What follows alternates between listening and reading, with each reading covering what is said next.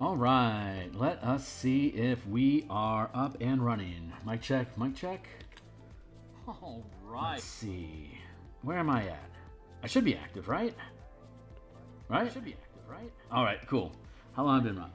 I've been up for How long have I been on? 16 seconds. Jeez, McCrow. All right, cool. So, yeah, let's stop lollygagging. Hey, my name is Phil Kearney. I create role-playing games. I illustrate them. I publish them online. And I have been focusing my attention on Dungeons & Dragons 5th edition. They just released a new version of Spelljammer's Adventures in Space. Hold on real quick. Check.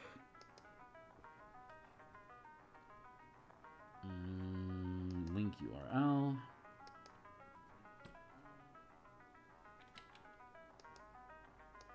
There we go. That's up and running. I'm doing some I'm doing some social media posting here, so give me a hot second here while I mess around with this stuff and get things up and running. But yeah, so Spelljammer, 5th edition, Wizards of the Coast. They recreated Spelljammer for 5th edition. They did this in August 2022.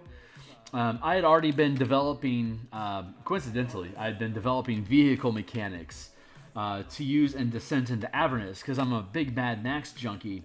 And I love how the Infernal War Machines in Descent into Avernus is basically Mad Max. I mean, there's even Mad Maxine, the character that you can an NPC that you can meet. That she's a gearhead. She can make machines. So I had actually already built a gear shop of a coven of witches of hags that were basically mechanics. This was before Descent into Avernus had come out, so it was really funny to see that a night hag had been made into a Mad Maxine sort of character.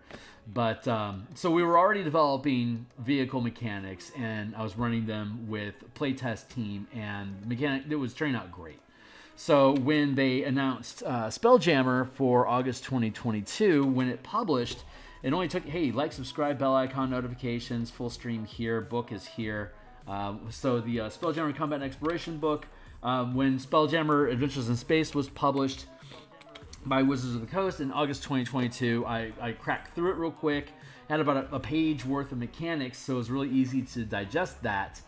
And it turns out that the War Machine mechanics that we were building worked great for Spelljammer too. We just had to increase the scale. So Spelljammer Combat and Exploration, we published that on DMsGuild. Here's a link to the book. It's live right now.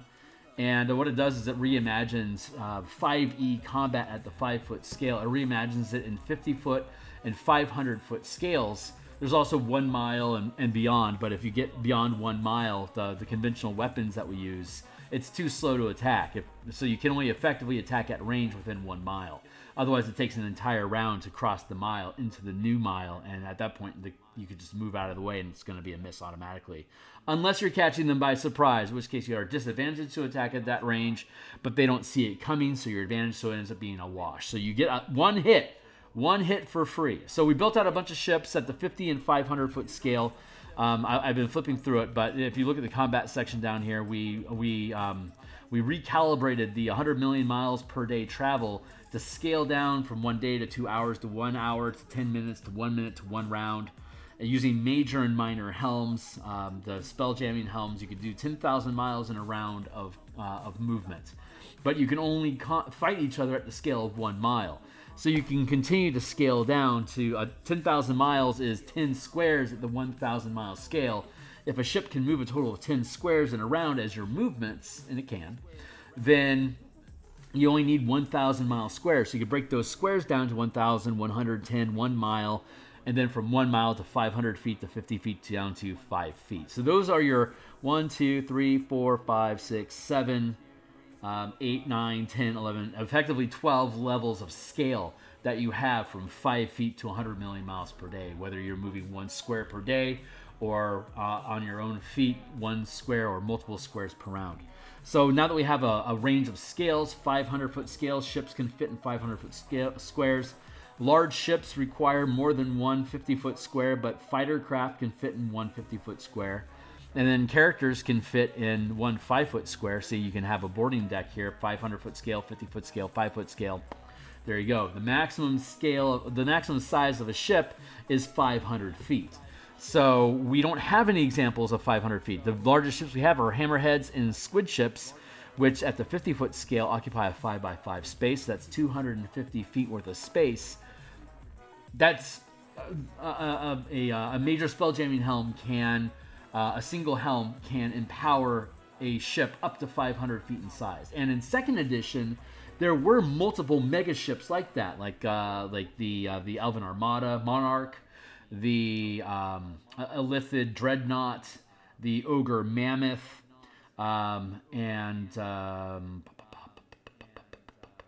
we could have all sorts of other ships that could be the Dwarven Citadels. That's another one. The Wu Tsunami is one. If you wanted to think about it that way, it's basically like a really long Chinese type dragon that breaks into segments. So that's the book. You can check it out. We're building on our Tuesday, Wednesday, and Friday lunch streams. I've been building the Warforged and Machine supplement, which is going to be a stepping stone from the Spelljammer book into mecha combat like Evangelion and stuff like that, as well as additional fighter craft. Like here, we're designing a Beholder fighter craft. So the Beholder fits here. Its eye magic is suppressed because you press its face up against the glass here in its ship. So since the eye has cover against literally everything, but it's a transparent block, so you can see through it. So it can pilot with its bare eye, but the magic of its anti-magic field is blocked by the glass that it's pressed up against. So it can't disable anything unless it pops out the glass, and in which case it can fire a ray of anti-magic, bwop, bwop, like that. So it could theoretically do anti-magic and blast through there because it's not pointing at anywhere on the ship. So I think what we should probably do is have like a shutter effect. I could open and close the shutter to expose itself to air to do an anti-magic blast, but it's only 60 feet.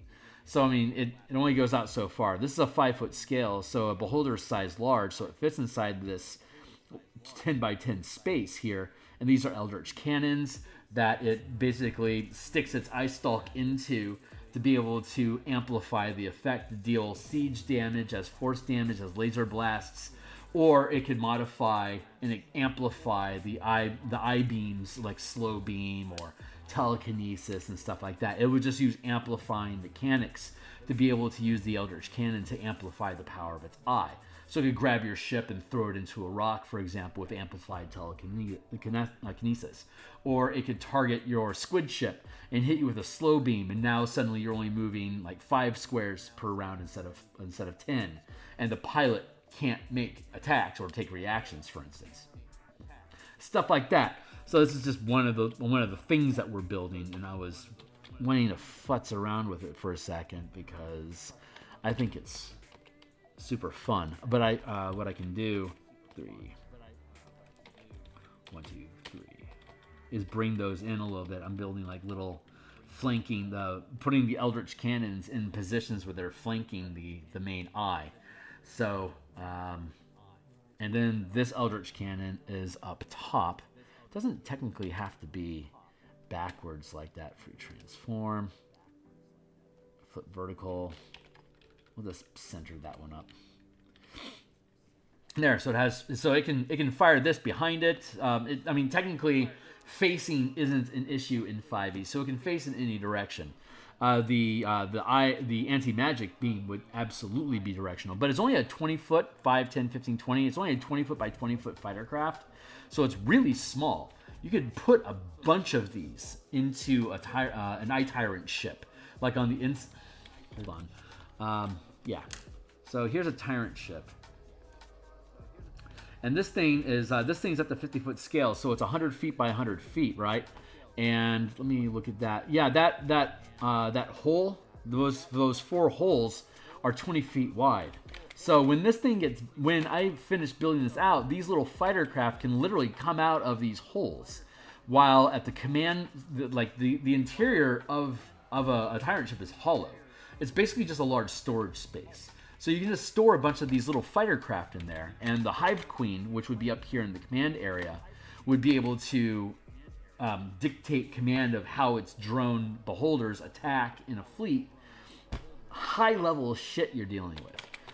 Super fun. And it has its own Ice Stalk cannons here as well. So it also has the same Ice Stalks here as it has equipped on these ships. But if I'm going to deck this out to be a mothership, I think I'd probably add significantly larger weaponry on it. So keep an eye out for that. It'll be another mega ship that we build. But that's where we're at right now with this. We've finished building out the powers for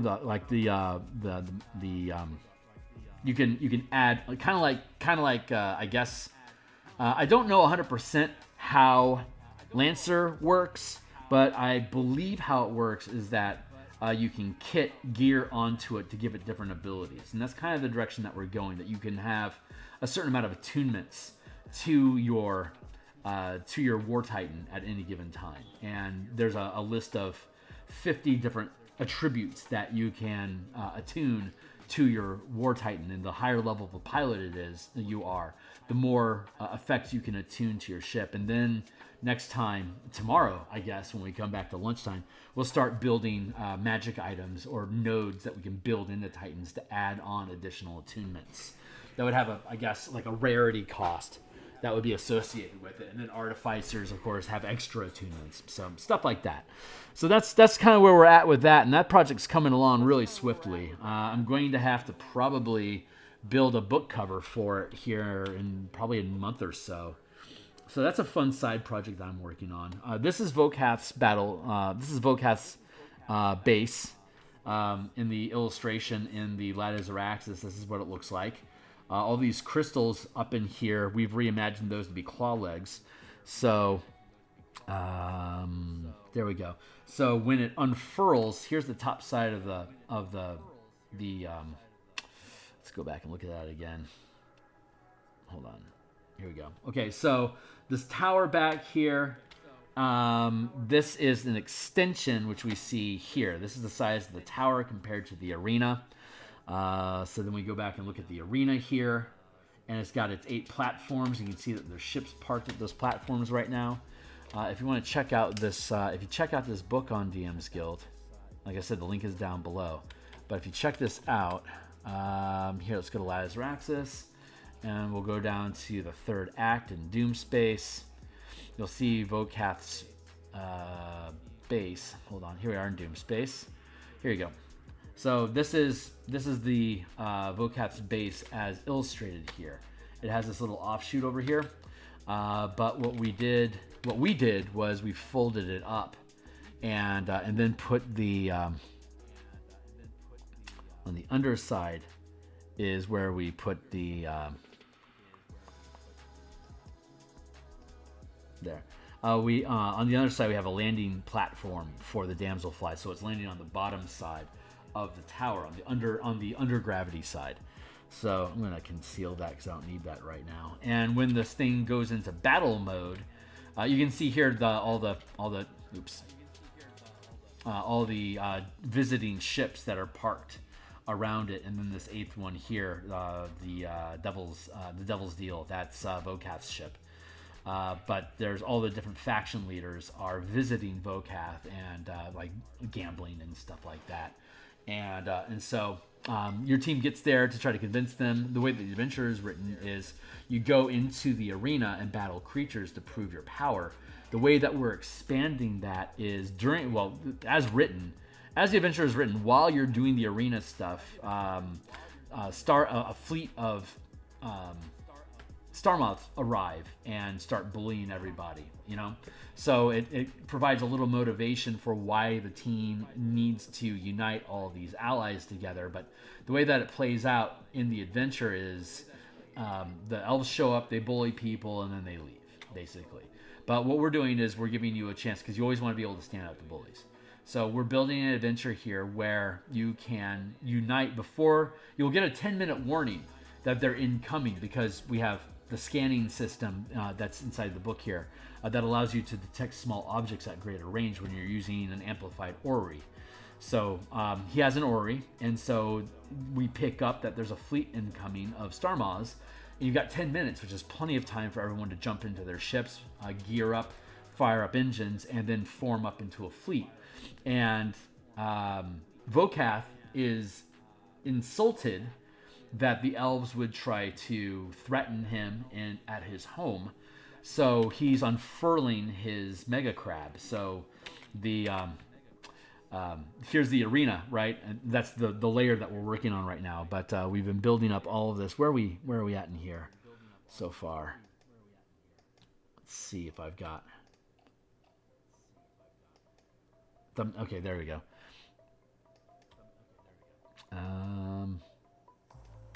Yeah, here's the side of the crab. Here's the arena. We're currently on this level right here. Where my and so we still need to do the what do we call it? The reception deck, and then the top deck, which is the luxury suite where Vocath actually lives. So we're getting pretty close to getting the floor plans done. I'm gonna have to go. Then we'll have to dress them, like actually put like furniture and stuff in here, because we're gonna have this be a map asset that will be available for people to grab on DMsGuild or Roll20. So we're building this out for people to make use of, and then we've provided all the mechanics for the fleet combat with the United Allies versus the Starmoss fleets. So there's 12 of them. 1, 2, 3, 4. There's 3 separate 1, 2, 3, 1, 2, 3, 1, 2, 3, 4. So there's 4 separate squadrons of Star Moths, and the Allies have 1, 2, 3, 4 separate fleets, as well as Vocath's 500-foot crab. So it's actually a pretty close battle, because that's like 8, 10, 8, and 8 squares. We're like, this is 2 by 2. This is 2 by 2, and this is 3 by 3. So that's 5 squares. This is a third rank, 5 squares. 1, 2, 3 by 1, 2, 3. That's 6. While each of the Star Maws, this is 4 and 4 and 4 and 4. So that's a total of 16, 8 and 8 grouped together. So there's technically 6 squadrons of 8 by 8 each, versus Vocath's crab or lobster or whatever it is. It's 10, because it's a 500-foot square, so it counts as 10 units in a squadron. This is 1, 2, 3, 4, and this is 1, 2, 3, 4. 2 by 2, 3 by 3. That's 5. So this is a squad of 5. This is a squad of 5 versus their 8. They've got 6 of 8, which is a total of 48 unit squares worth of ship. While we've got 5, 10, 15, 21, and with Vocath's 10 is 31. So it's 31 versus 48. So it's technically on their side, but they will leave if half of their troop is gone. So it's not. So we might be willing to fight to the death, but they aren't. So we've got 31 to their 24. So we're going to win the fight. It's just a matter of how many people do we lose in the process, because those are people that we would owe a debt to if we were to get their help. But they would be motivated to help us. So this is a means to be able to win over everyone to work with you to fight against the elves, by demonstrating in the arena that you are both personally brave and powerful, and then during this conflict you can prove that you're also a good commander and tactician by how many of these ships can you keep alive while you're driving off the elves. Because if you can keep them all alive, they'll automatically join with you to fight, because they will then trust you. For anyone that loses their ship during the battle, you now have to do favors and give them new ships, so you are indebted to them, or have to find, like, each of them has like a list of things that they want to be able to win their favor. You have to be able to provide those things to them, as well as replace their ship. So you owe them, and they're willing to help you. So then you go off and you actually fight the full armada in Zarax's space. So that's where we're at with this. So Let's see. Let's conceal all that. Here's the ship. We'll conceal the thumbnail. We've got a timer going. Let's zoom in. So here is top side. Last time we had done the cargo deck, which is also the floor of the arena. And hey, Zone, it's good to see you. What's going on, my guy? That is a massive combat. It's definitely a fitting challenge at this point in the adventure. Yeah, absolutely. But using the fleet mechanics that we have in the book, it's basically it's very simple. It basically just converts each squadron into a single character. It's kind of like if you were to have each character command an elephant. An elephant occupies a 3x3 space. So it's just that these elephants are a group of elephants that all fit inside of a 500-foot square that attack. But it's essentially the same thing. You can command more than one unit together, or you can have each character command a different unit. You can split up your action economy between characters to command more than one squadron together or separately. It just depends on how the team wants to break up the action economy. So, and then there's Vocath Crab, and the characters, the players can command, even though there's NPCs that even maybe be superior to them, it's the characters that are using their action economy to command the fleet, and all the captains and pilots of the different ships are following their commands. So when they say everyone fire on that ship, you'll roll all the attack. You'll make the attack roll and roll damage dice for the ships that you're commanding to attack as a single target. So yeah, it's actually really simple, and it only takes like maybe 5 pages to explain all the fleet mechanics. Once you understand how ships work, which is like maybe 8 pages, once you understand that, fleet mechanics only take about 5 pages to explain inside the book. And the rest of it's just different stuff. But yeah, it's really straightforward and easy to use. It's just since it's something that I invented, there's not a lot of content out there that supports it. Just the stuff that we have for fleet. There's like there's 3 different fleet or squadron battle scenarios that are inside of this adventure right now. This will add a 4th option, and then as we continue to play, once I build out the Elven Monarch ship, the 500-foot butterfly, I'll be able to, and then they have the 15-foot flitter fighter craft. I'll be able to build on a battle carrier scenario of fighting elves, and once I finish the ogre mammoth ship, that's a 500-foot scale elephant mammoth type ship that has all the arrow craft. Here, I'll grab that real quick because I like looking at it. But this fighter craft is framed off of the Goblin Arrow, which is a 15-foot craft. It's got a harpoon flinger and a miner helm. Super cheap. It's like 800 gold to build one of these things, equip it, and put a helm on it. Super cheap. So you can dump a crap load of these onto a 500-foot carrier, and you can just unclip 10 at a time. You have a squad of 10 arrows coming at you. The minimum size you can have for a ballista is basically 20 foot by 20 foot. So the skiff has both a harpoon flinger and a ballista on it, so you could pack in a bunch of these onto a larger carrier ship as well. Like these 20-foot things, you can have a bunch of them actually clipped onto the bottom side of the bottom of a hammer ship. It's up when you're down there. You're just walking on it. You can have 1, 2, 3, 4, 5, 6, 7, 8, like 10 of these little skiffs attached to the bottom of a hammerhead ship that you could just deploy as a squadron of attackers to defend the hammerhead ship. So if you're using a hammerhead ship as a cargo vessel, which is how they're often depicted, it can have a huge contingent of fighter craft protecting it from pirates.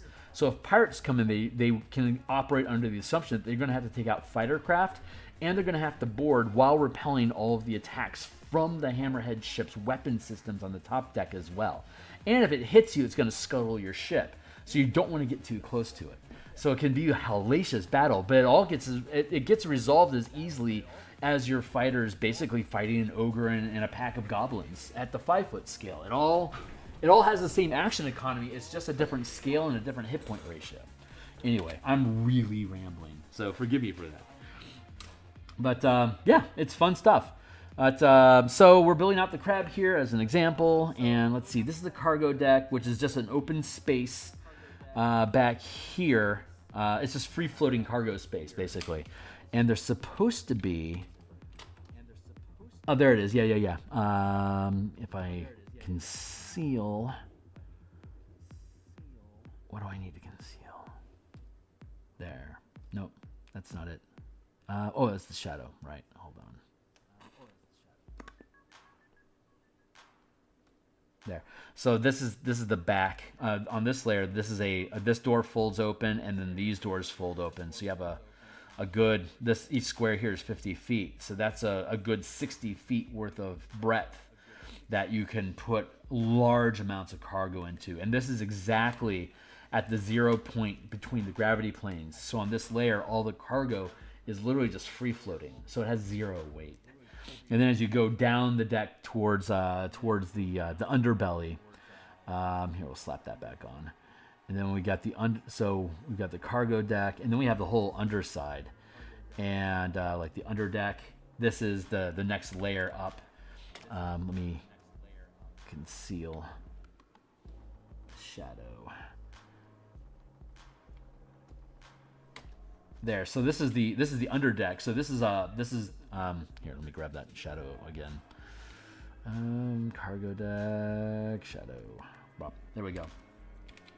So this is also an open space. Ignore the circle, but this is also again, these doors are like 30 feet tall. So they're just massive bay doors that open up and have all this hollow space. This is a 10-foot drop, but then this drops to that 0 point in between decks. So this is the underbelly of the ship the underside that we've completed. And I'm having layering issues, so I am wary to fuck around with it too much. But let's go back to the servants deck. That is where we're at right now. And let's add the shadow back in and remove that.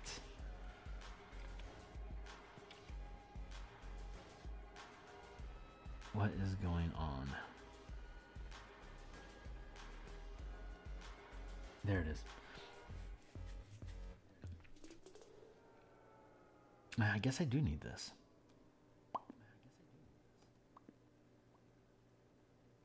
Yeah. Okay, so and this is a level up. This is the bleacher section to look down into the arena where the battle is happening, and it leads directly out to the docks. So I think I need to build a dock thing. A dotted line around the dock right now. Not very sexy work, but it's something that's got to get done. So let's just do it to it. Let's grab. Let's grab here. Feel a little scattered and chaotic today, so forgive my clumsiness.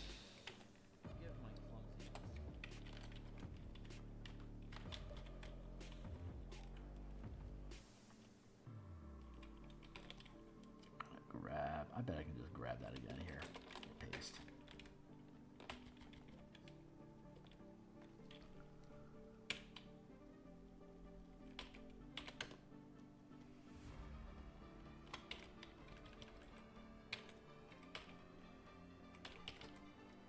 Text.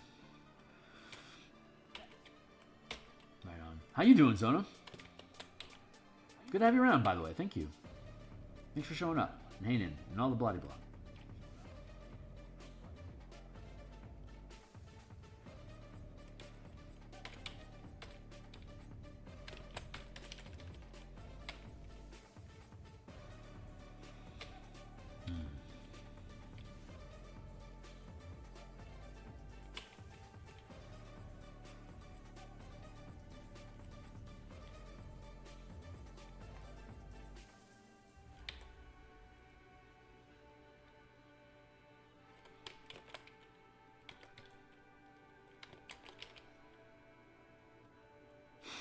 That's lovingly repetitive.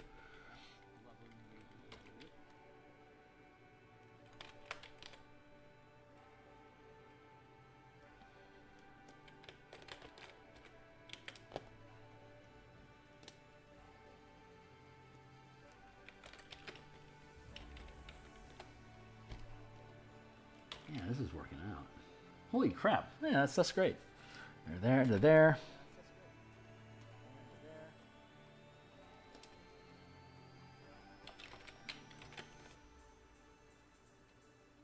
Nice.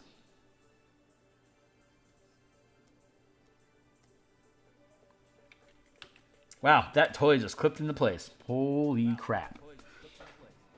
Pretty crazy day. Other than that, I'm just creating campaign notes. We're working on your stuff. How are you today? I'm doing pretty good today, thanks. Life is good. Life is really, really good. Eberron Adventures coming along. Artwork for it, the tokens and stuff are coming along. I'm really excited about the Warforged book. This is a fucking awesome project, so I'm loving on this. I'm gonna merge all those. And the Eberron Asteroid Belt mining operation campaign that I started with my home table. That's just absolutely fucking awesome.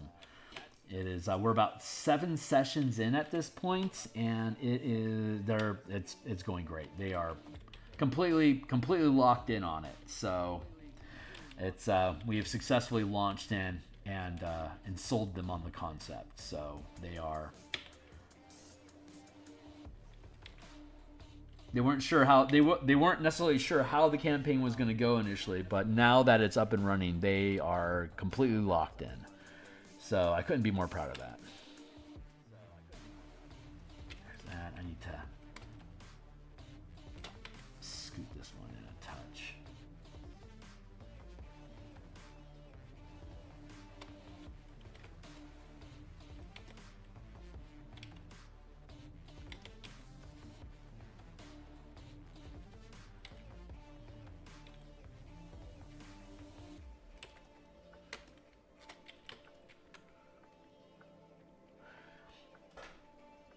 Rockin' Stone, brother. Let's give it a try, especially since they still have held numbers. Now, right on. Let's see. How do I want to? I think I can merge these down. No, I don't want to do it like that. Yeah, we'll do that. We'll duplicate this. I bet this will work.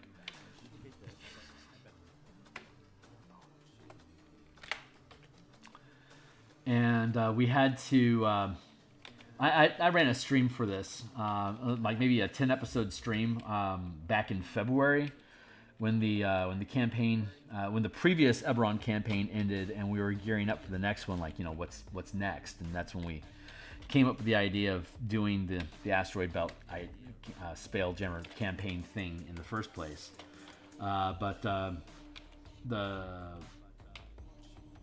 It's a lunchtime game, so we only have 1 hour to play a game, and we typically have anywhere from 3 to 5 people playing at any given time. So we've gotten the system to be so efficient that we can get through anywhere from 5 to 15 turns per hour, and we have everything broken down so that it's just singular. Why is this inconsistent? Hold on. Interesting. Well, I'm really glad I'm doing this, because these inconsistencies are ugly as rot. Let me grab that. Let's cut and then paste like that, and then merge down, and then duplicate, then free transform, rotate 180. I think that's the way we need to do it. And then push down. So it's basically all ability checks. It's almost like a cipher system light. Yeah, it's like somewhere between cipher system and 4th edition, I guess. Might be a way to express it. Let's grab this and put that in place. Is that right? That looks pretty right.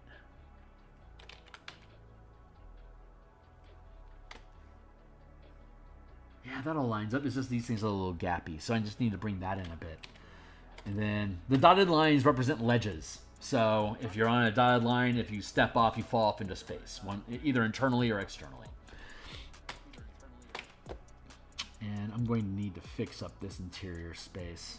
That's looking pretty good. That's looking pretty rank. So let's go find where that's at. There it is. Easily peasily. So it's basically a series of ability checks, but they have no control. They have very the way that it's basically everything's on a scale of 1 to 10 in difficulty. A 1, a 0. If they roll a 1, basically it's a 0 challenge. So a minimum difficulty of 1 is basically an ability check with a die result of 4, and then so a 1 is a 4, a 10 is a 31, and challenges basically scale from 1 to 10. So this is a little off. So I need to. Actually, I don't think it is off. I think it might be the interior, the underneath frame that might be wrong. Interesting. All right, let's go ahead and fix this up. Make sure it sits pretty, and then we'll correct the rest. Yeah, I need to lock down the border. It's because it's a fuzzy border. I need to lock down the outline of this a little bit more securely.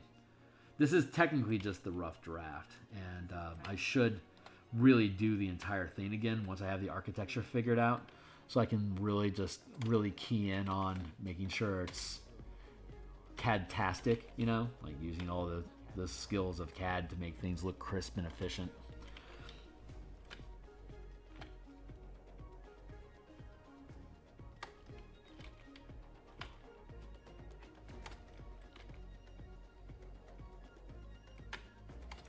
Yeah, the action economy is really fun. They have basically a move and 1 action.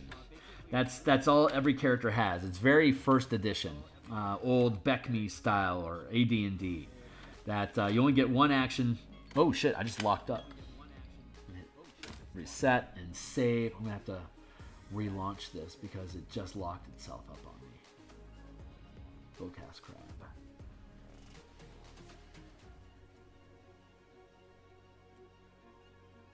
Command system gives you free vibes. Yeah, right on.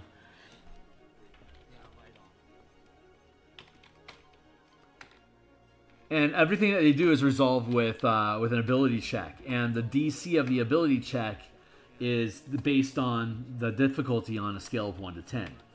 So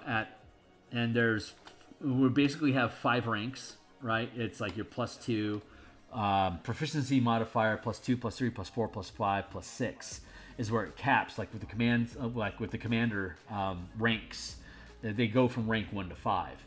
And so they have the normal ability from level.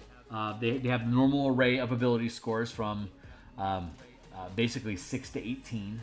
So it's like the scale starts at 16. They have a 16, 14, 12, 10, 8, and 6. Those are the base ability scores, and you can put them in any of the 6 stats that you know it's D&D stuff. So strength, dex, con, int, wisdom, charisma. Those are your 6 stats. So arrange your bonuses or penalties where you please. And this is where it gets different.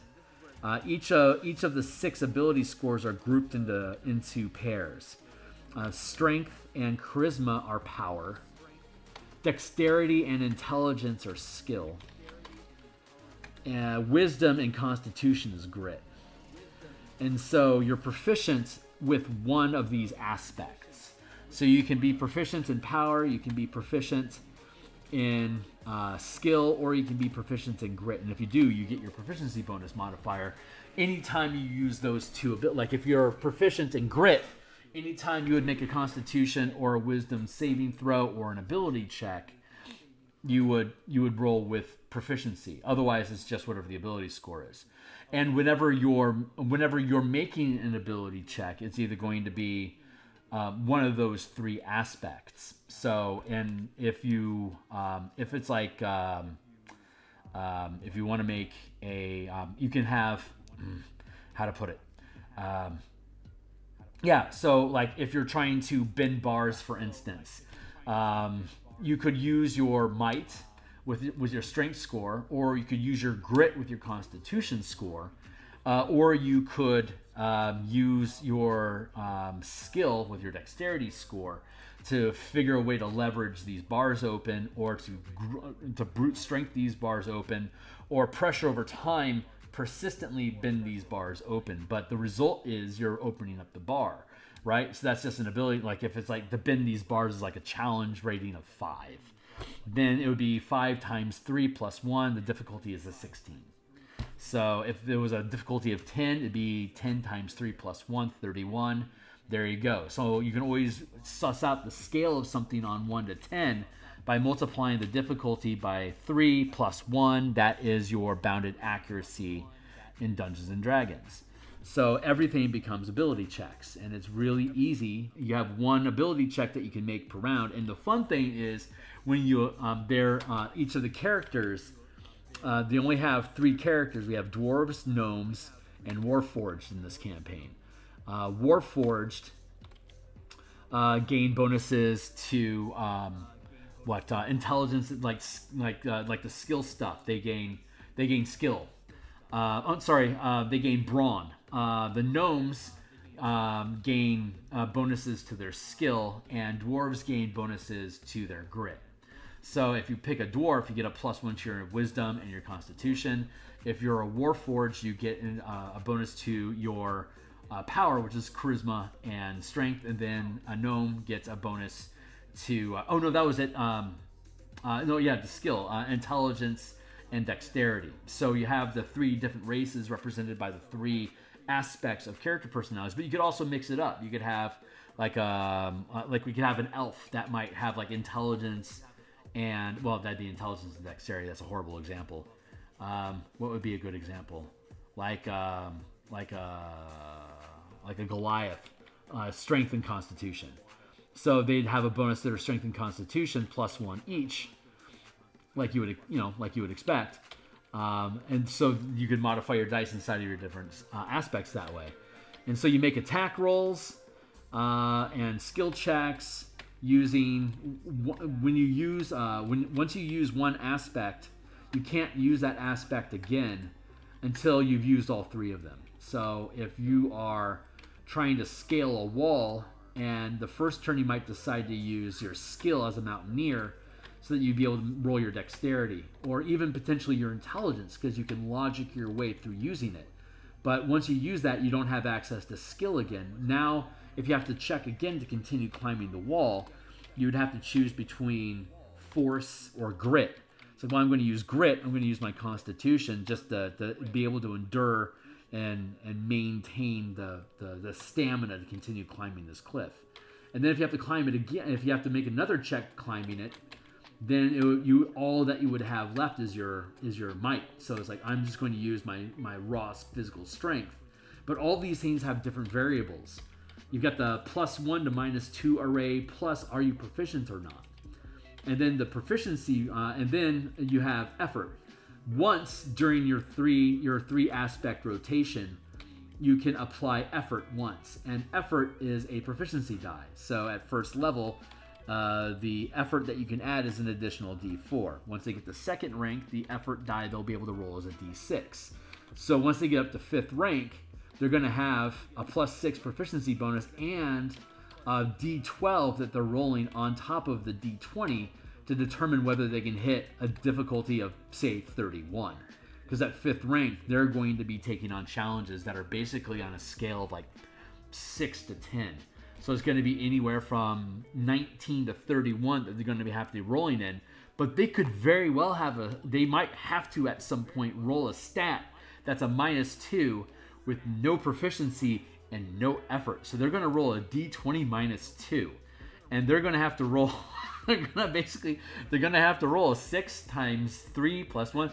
like they might be guaranteed to fail that die roll. So I guess at that rank, I would probably want to have it like on a scale of what 5 to 10. A 5 times 3 is 18 plus 1, 19. Oof, even that they would fail. So I could safely have a scale of 4 to 10. At 5th rank, they could be working on a scale of 4 to 10. It'll be that 4 would be a 13. 5 would be a 16. So yeah, D20 minus 2 is their worst circumstance. That'd still be an 18. So on a natural 20. So I could have anything from a scale of 5 to 10 at 5th rank. So I guess I've been trying to figure out how do I scale these things, and I guess the minimum is your rank.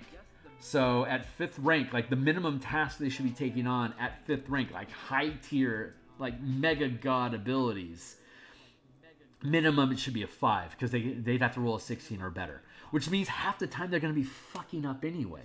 So in a very Numenera style, whenever they fail a die roll, it creates complications of either taking, like, to get 5 hit points per tier. So at first rank, they've got basically at 0 they have 5 hit points. At first level they have 10, and then 15, 20, 25, 30. So at 5th rank they'll have 30 hit points. And every time they fail a die roll, the amount of like if it's in combat, the amount of damage that they'll take is equal to how badly they failed their die roll. Like if the task was a difficulty of 5 and they rolled a 4, which is a difficulty of 1, the difference is 4 degrees of difficulty. So they'll take 4 points of damage. That damn nearly killed their first level character. Like their first level character is going to have 10 hit points. So like failing a die roll by 4 like that is nearly half their hit points. That's really dangerous. So they can only take so many hits like that. And then they have when they do a healing ward that's shared amongst the group. So when they want to heal their hit points, they basically make an ability check with the magic item. So, and they decide how many hit points they want to heal, and the amount of hit points they heal is the difficulty of the check. So on a scale of 1 to 10, if it's a difficulty of 10, they'd have to roll a 31, and if they can succeed at that die roll, they'll heal 10 hit points. But if they fail the die roll, the magic item stops working for the rest of the session. So they're eating their, and they only have 1 action and 1 movement per round, and everyone has a separate action, and then the entire world takes an action. Like I do things to them. And then it starts over, and then they go in order through their initiative. And we can go through 7 or 15 rounds of them each taking an action, and then the world doing something. Like, for example, they're on an asteroid. They're exploring an asteroid right now.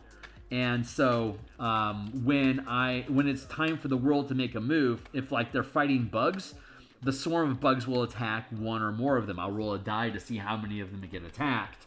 And then they all have to make a body check. Like it's a physical attack, so they have to make a body roll to or a body defense to avoid taking damage. So if they've already used up their might and their skill, all they have left is grit. And since it's a body check, grit is Constitution. They have to make a Constitution saving throw, and using the DC equal to the challenge of the bugs. If it's a challenge rating 4 bugs. That's 4 times 3 plus 1. It's a DC 13, and their Constitution might be a -1. So they're having to roll a D20 -1, and they have to roll a 13 or better to not take damage. If they fail the die roll, the degree of failure is how many hit points of damage that swarm of bugs does to them. So we've had people running around with, well, their first level, so they have 10 hit points right now. And a lot of them have taken 6-7 points of damage during the adventure right now. And they're like, fuck. Like, if they really fuck up a die roll, they're dead, and they know it. And so they'd have to... It only takes 2 minutes to build a character. So they just throw together a new character real quick, but they're growing emotionally attached to the characters they have because they've all survived 7 sessions so far, and they've gone through a bunch of bullshit. So they're falling in love with their characters, which is kind of how first edition worked, where if your character survives long enough, you start having enough history with the characters to actually become emotionally attached to them. So now they're becoming risk adverse. So if they survive this, they may very well build new characters and retire these because they don't want them to die. So they may just fire up a new team and continue sallying forth at first level, and that kind of locks the campaign in at first level challenges right now. Because I can't throw 10 challenge rating 10. I can't throw a difficulty 10 at them. That's just they can't succeed that. It's unfair. So I have to calibrate the adventure to the power that they accumulate with their characters. So they're kind of setting the scale, but their own characters' limitations is dictating, how, what's the narrative behind this threat. While they're staying inside these first rank threats and these first rank missions, they aren't impacting the world greatly. They're still doing local small scale stuff. As they gain ranks, they'll be able to take on larger scale challenges and be able to narrate that they're affecting more of the world. So it's working out really well. You start at level 0 with 5 hit points and a +1 proficiency modifier. And after your first adventure, you become first rank. You get your +2 proficiency bonus. You have 10 hit points, and then you get to roll on the random table, Shadow Dark style, to determine what kind of abilities your character gets. That's what I wanted. So they have no control over what their characters become. So if their character dies, it was just a random character. The only real commitment they have to them is what experiences they accumulate with them while they're alive. So there's a fun level of disassociation there, and there's like literally nothing to build. It's just you random up a character and it survives for however long it can survive, and when it's dead, you just roll up a new one. So it's pretty concise, but it's the play that you fall in love with. It's because everything's completely random, and they get it's very first edition Gonzo style, where like if they can BS the description of why they're trying to do what they're going to do, they can attempt to do it, and if they succeed, they'll gain the benefits of what seems appropriate, So. One of them has a spell currently it's like a force ray, and so they're like, I want to carve out a human shape, like a human-sized hole in the rock here to tunnel through it. It's like, well, that sounds like a difficulty of 5, so they're gonna have to roll a 16 or above on whatever ability check they want to cast the spell. If they fail the die roll, they lose the spell for the rest of the session. If they succeed, it does what they want them to do, and they can keep using it again and again and again. But they have to make an ability check every time they use it. So if they keep trying to ratchet up the difficulty of stuff that they do with it, they're eventually going to blow out the spell. Or they're going to accept doing small scale stuff with it. And it's like the DM decides how difficult, what the challenge is for the spell use. They just describe how they want the spell to be used.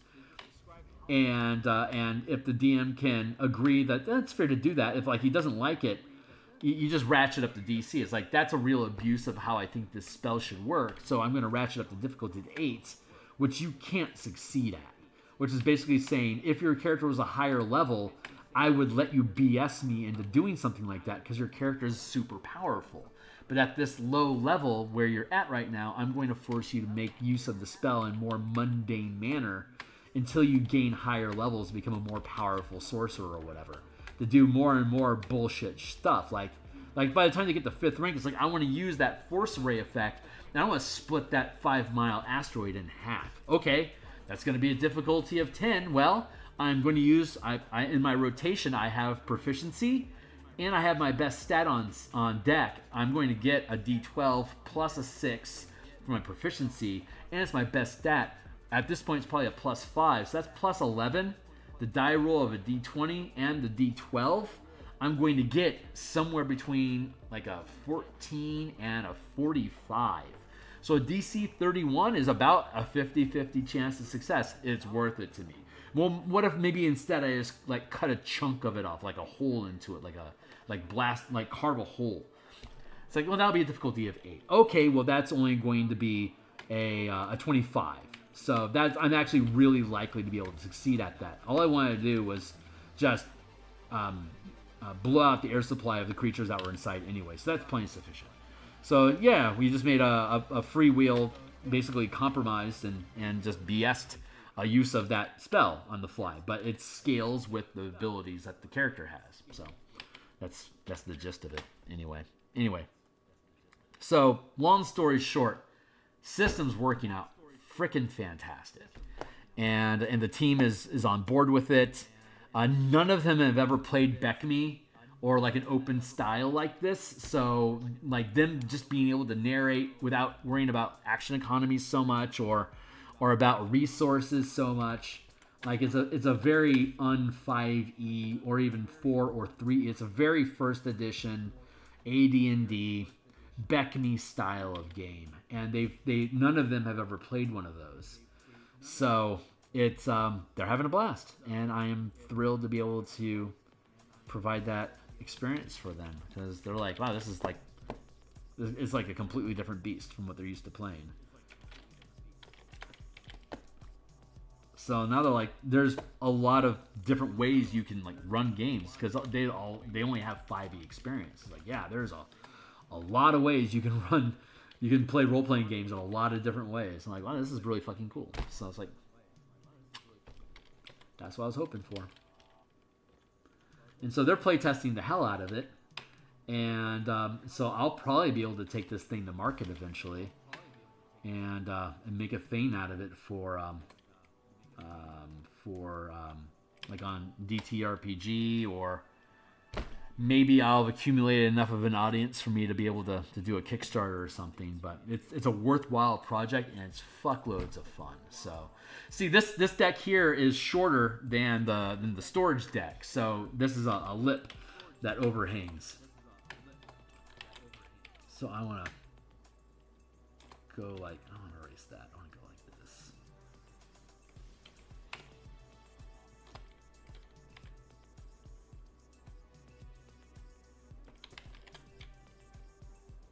Let's erase like in the middle like that, and then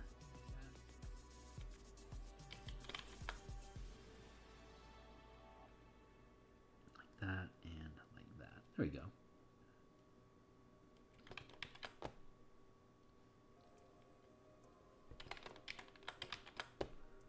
Middle. There.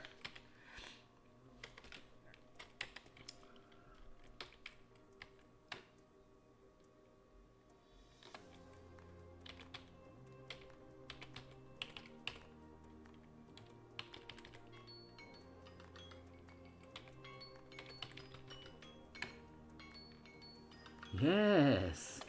I hear you, timely timer.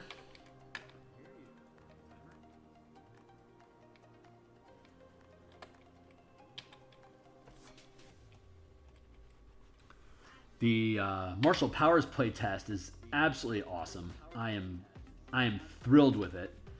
Mana system seems to be working out okay. Using color mana is limiting as intended.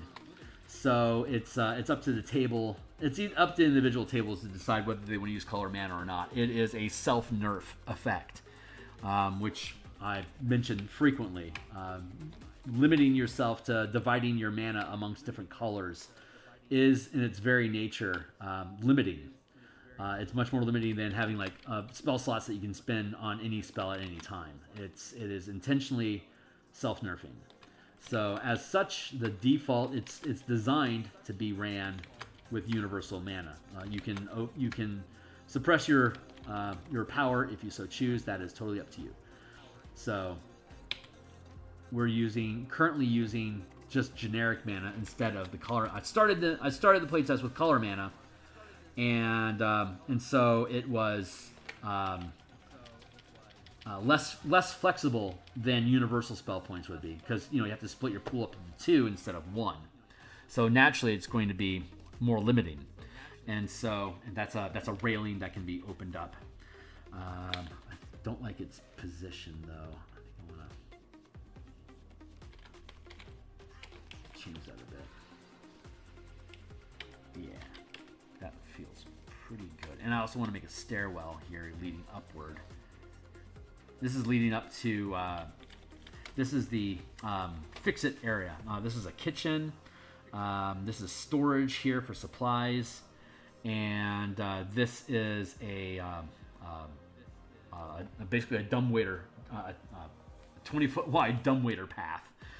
That's for moving materials from different cargo levels to access here, and it also acts as an escape hatch for Vocath to basically free fall down to escape from trouble on the upper decks if he runs into it. Since the Devil's Deal is on the lower deck, he can drop from the top deck through the ship, and then the gravity will reverse. And by the time he gets to the bottom deck, he runs out of momentum, so he can just step out and be on the same deck as his ship.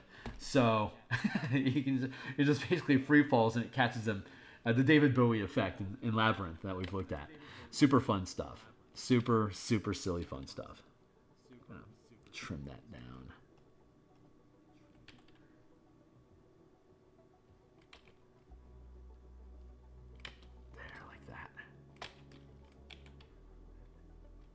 Smooth that out too.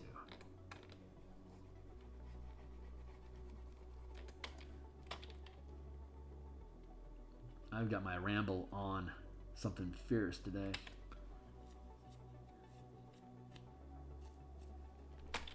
Next thing we need to do is stairs. Restricted color, that is. It definitely invites more role playing into the color palette. Yeah, it's how to put. It allows for you to be physically interacting with the philosophies that you incorporate your character. If your character is impulsive and flamboyant and energetic, then giving them red mana and then having them lean into spells with red magic would help express that character's style of like it wouldn't make sense for an impulsive character to be doing a bunch of protective wards or divination magic, right? But like charming people, or doing like flashbang spells, or power-ups for physical combat, that's very much in Red's wheelhouse. And there's a lot of spells that exist in the game that let you do that are naturally red.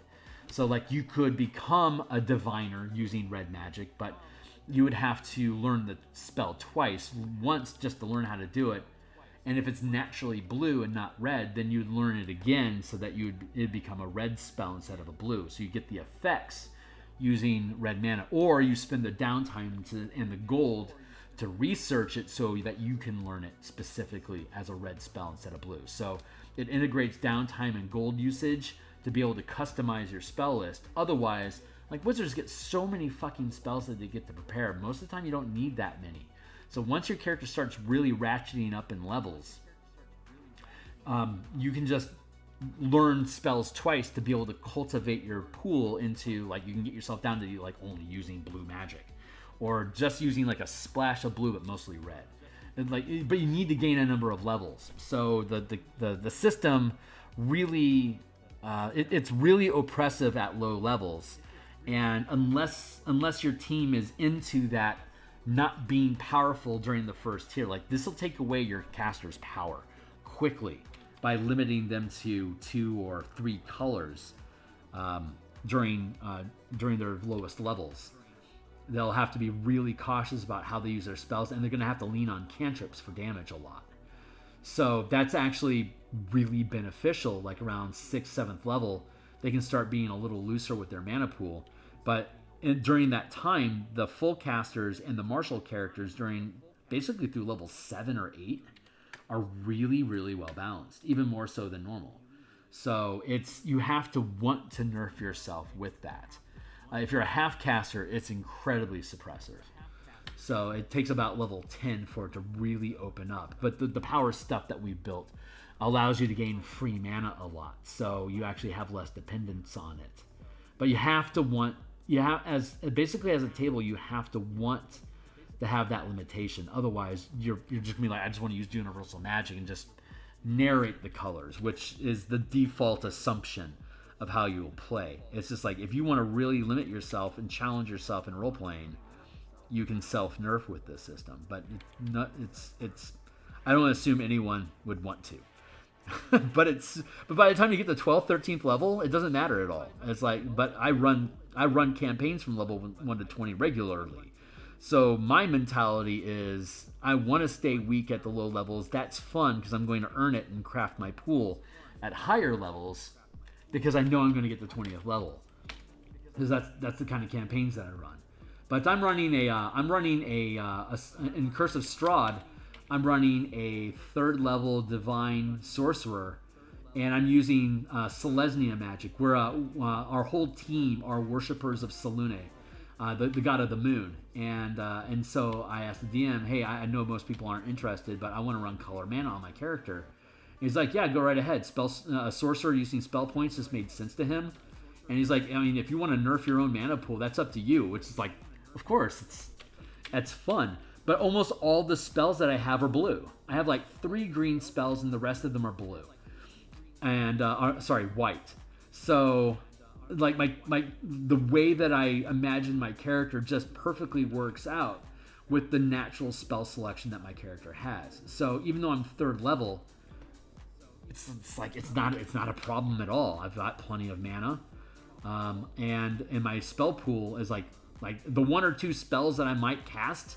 Yeah, I can pocket 1 or 2 mana, and I have access to 2nd level spells now. So if I'm not using them, I can just use the green for the 2nd point of mana.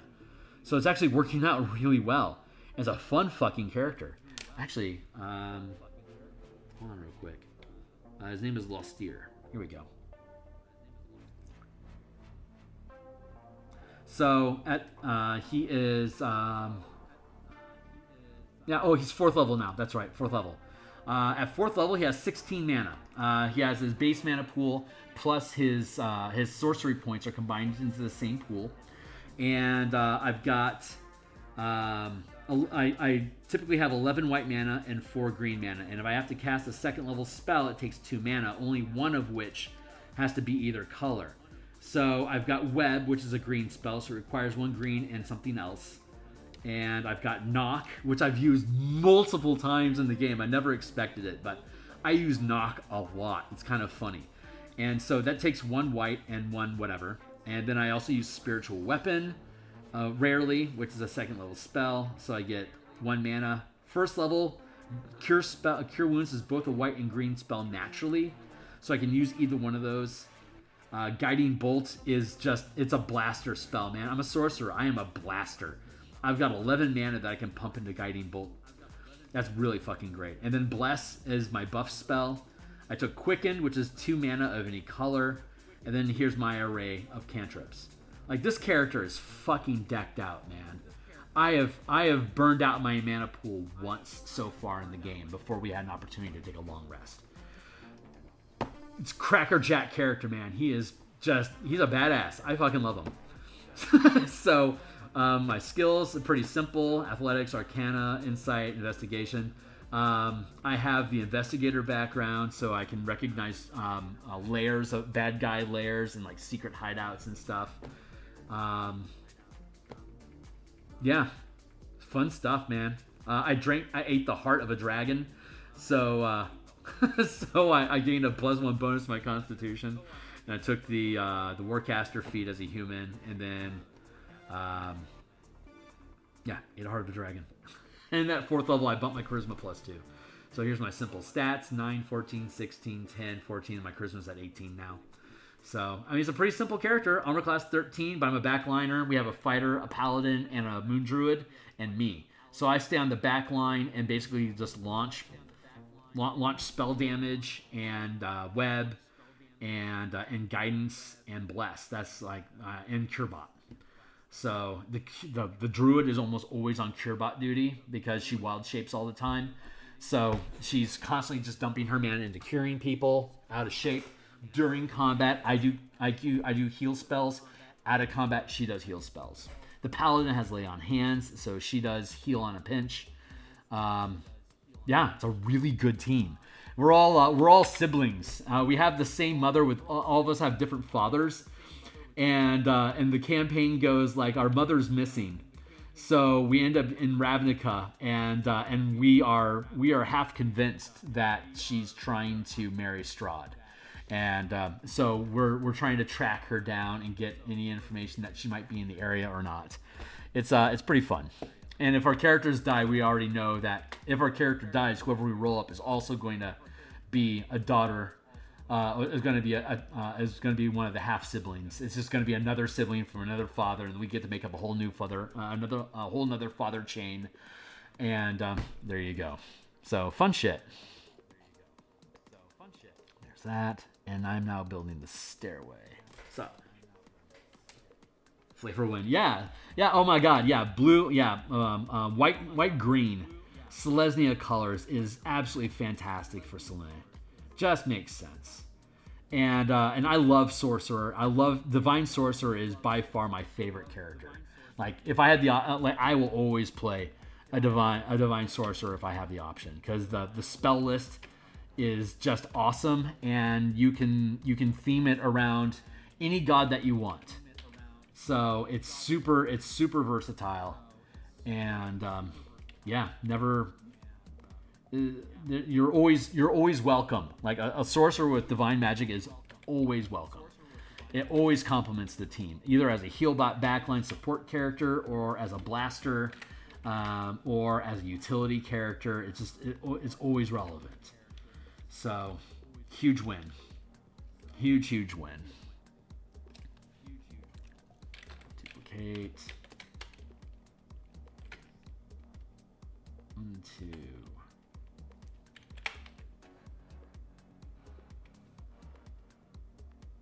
Like that.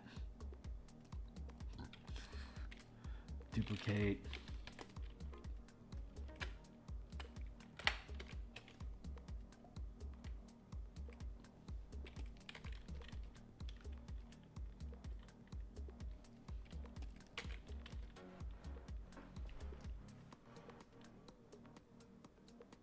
That feels right.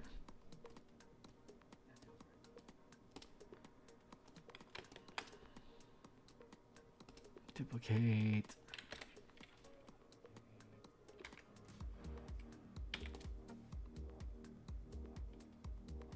Let's go with. Would be. Nope.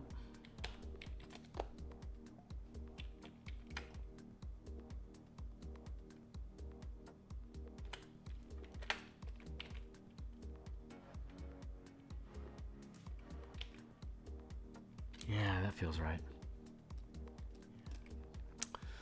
Duplicate. Free transform.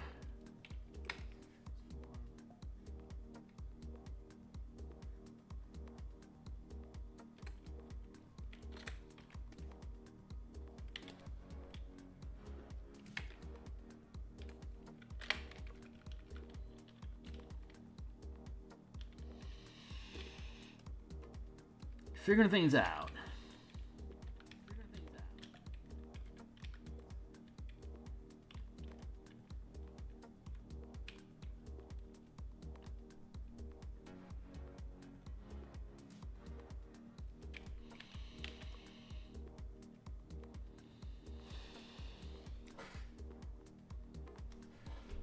Right on, man. Yeah, it's fun. Thanks for letting me ramble.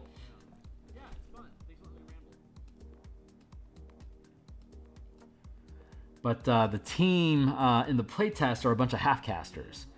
So they have anywhere from 3 to 6 mana, depending on whether they're like an actual half-caster or they're playing a martial character. So they have very, very limited pools.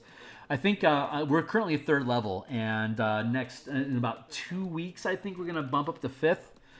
And so it'll be interesting to see how the scaling continues to work. I think it should pan out, but we will see. I'm gonna drop this down like that.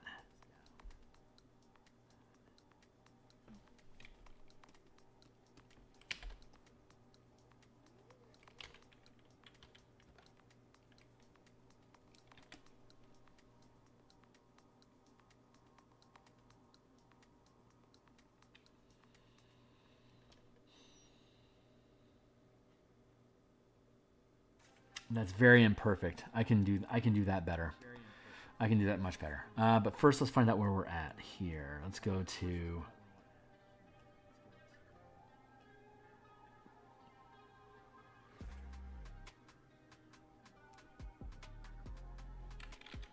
reception level. Oh, I haven't built the reception level at all yet. Okay, hold on. There's that. I know I've done some work on it.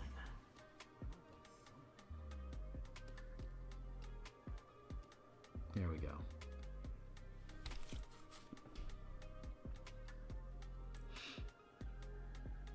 Contemplating my next move.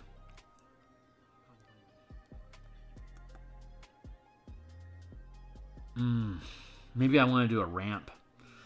Oh God, the physics there are just nasty. I like to get.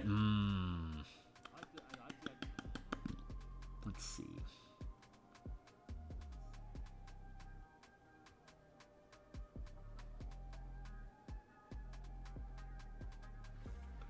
It's like 15 feet wide.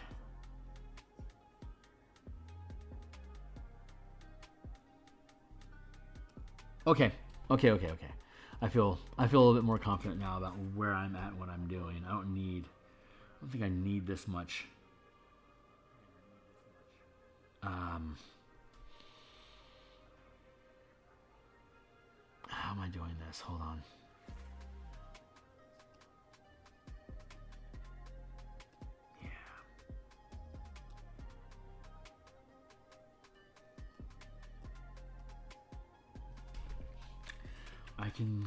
I can build this.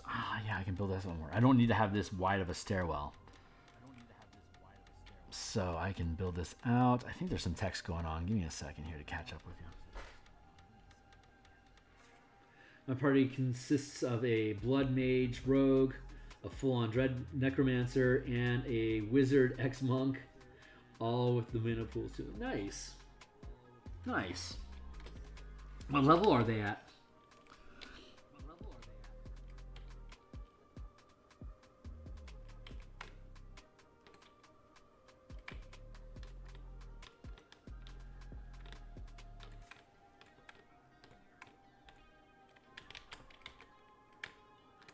I love Dread Necromancer, man. That's such a fucking cool class.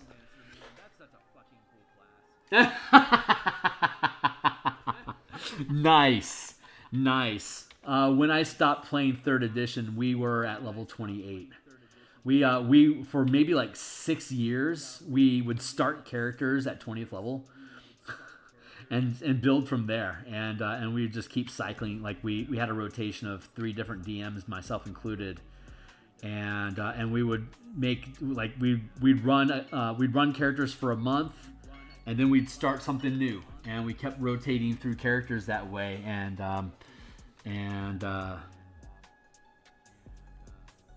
then we'd ratchet up. Like once we got to a level, we'd stay at that level, or sometimes like we drop back down again. So we would range anywhere from 20 to, and I think like at one point we started at level 25, and then we got to 25, 26, 27, 28, yeah. And then we'd start over. But yeah, we played up in the epic level. There's a lot of support for epic level play in 3rd edition. It's bonkers and it's fucking crazy, but it has its own internal logic, so it's totally doable. Love 3rd edition. It was very, very fun. It's like now that I've played 5e, I can't imagine going back to 3rd edition. But God, when 3rd edition was around, it was so king. It's just the deck building aspect of making characters was just so fucking awesome. So fun. And we got we shared a subscription to the Dungeon Magazine. Dragon Magazine. Thank you. So we'd have access to all the Paizo created subclasses like the Rage Mage and the Eldritch Spirit and Eldritch Savant. That's what it was called. If you combine Sorcerer with Rage Mage and Eldritch Savant, you could get access to spells for free while raging to level 6. So every time you would rage, by the time you get the 10th level Rage Mage, you had to have like 3 levels of Barbarian, 6 levels of Barbarian, and then like 5 levels of sorcerer, and then you could get access to rage mage. And no, that's not right. 6, I think it was 6 and 3. I think something like that. But it would basically take you like 17, 18 levels to buff it all out. By the time you get to 10th level rage mage, whenever you raged, you would normally have the ability to cast unlimited first, second, and third level spells. But when you push it into epic levels and you picked up the Eldritch Master for 8 levels, it would give you access to 2 extra spell lists, and you'd be able to ratchet up your maximum spell effect so that you would be able to use Rage Mage with up to 6th level spells for free during the course of your rage. And then you just start spending epic feats to gain unlimited, extended rage, and extra rage, extra rage, extra rage, explosive rage, and all these rage effects, so that when you rage, you gain access to free mana, and you'd be able to just do all this fun destructive stuff. Anyway, kitting out third level characters at the epic levels with all the prestige classes. That's what really makes 3rd edition super fun. It's the prestige classes. It's deck building your characters so that they're just insane monstrosities, and it's ridiculous fun. There really hasn't been anything really. I mean, Pathfinder's the same thing, so I mean that doesn't really count. But there really just never been anything like it. It's just so fucking awesome. It's such a cool way to build. I'm gonna do that. I think this is the way I want this to go. That's a very tight turn. It'd realistically be something, I guess, more like this.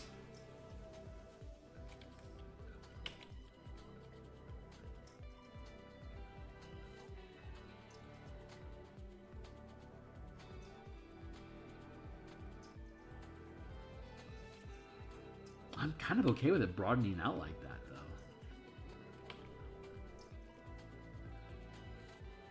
though. Nah, too showman. This is utility. It doesn't have to do any kind of broad stepping like that. It's a little dumb. Hey, Tex, what's up? Raise to the first.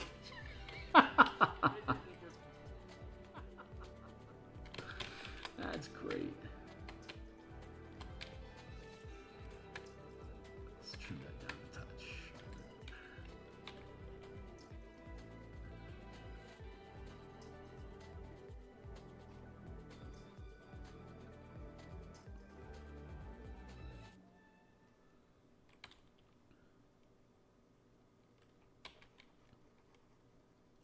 I think having long, shallow stairway makes a lot of sense, because both medium-sized and large-sized creatures have to be able to interact with this environment.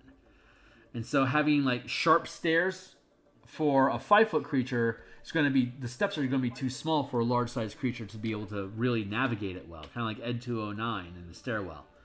But if the steps are too big, suited for large-sized creature, and it's too sharp of it's too small of a space, then you're going to have to like lift your knee to your chest if you're medium-sized to be able to take each stair. It's not practical.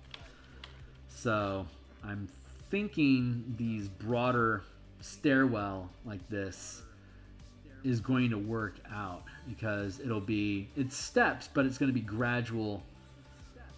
Like broad, like 2 or 3, like 3 or 4 feet per step, basically. Like I guess 5 feet per step, and that's such a small grade that both large and medium-sized creatures would be able to navigate that with barely a consideration. So that seems like the right way to do that, which means I need to go back and look at the deck. The stairways that are on the deck. I probably have to double the length of those, but that's not a really big problem. I just want to make sure, right now, I just want to make sure I get this curve right.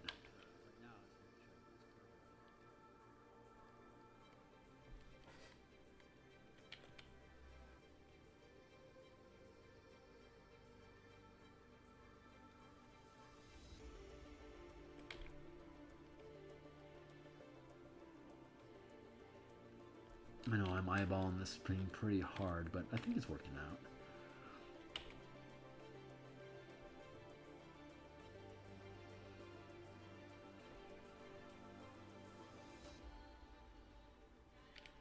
Almost tempted just to make it a ramp. So that, and it's such a gentle slope, like you could be able to like take like trolleys and stuff.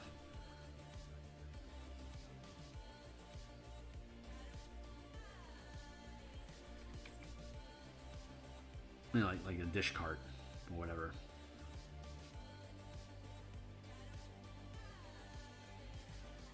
Yeah, ramp might actually make more sense.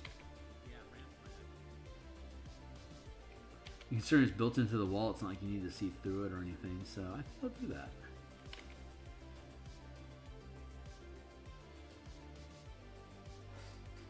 That's feeling pretty good so far.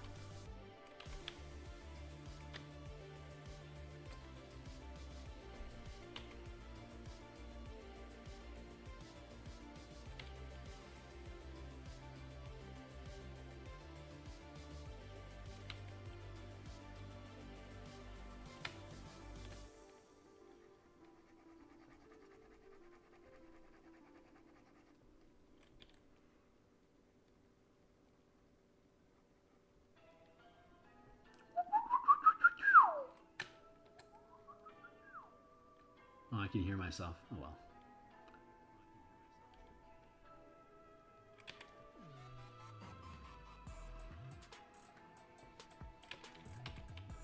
Let's do a width test here real quick.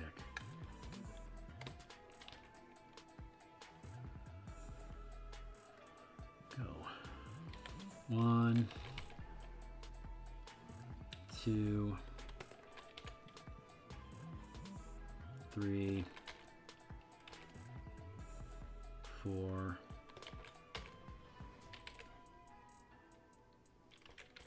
5, 6, 7,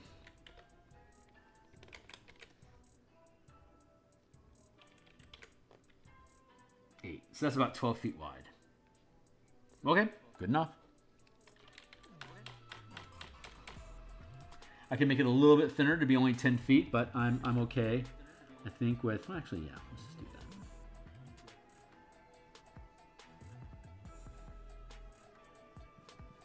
that. That is about 10 feet wide.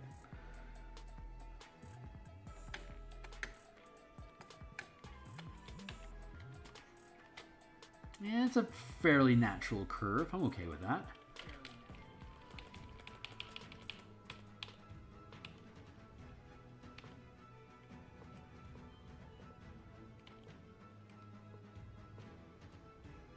It's not bad. That is not bad. Nice. Okay, so I just need to fill this in touch.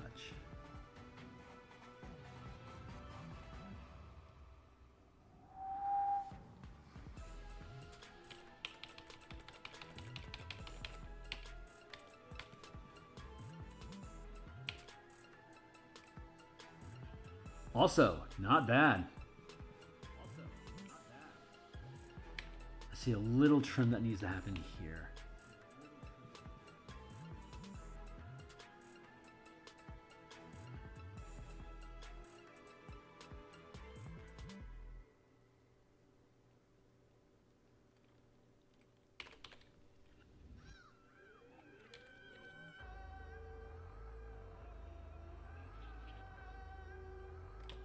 Nice. Wow, not bad. Okay, yeah, we'll just leave those as ramps. Maybe I put an arrow or something like that. I don't know if that's necessary, right?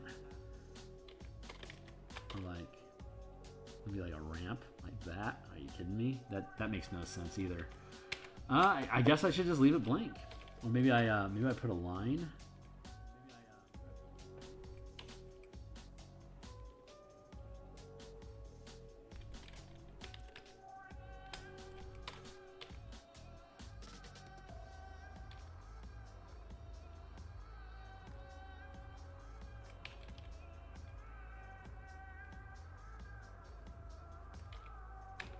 Nah, I don't need any of that. I'm just gonna leave it open.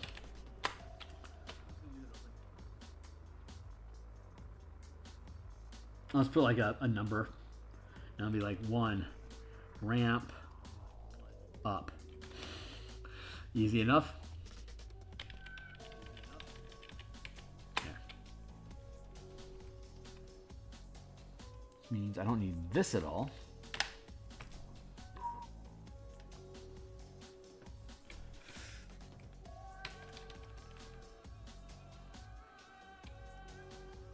Carve that out just a touch.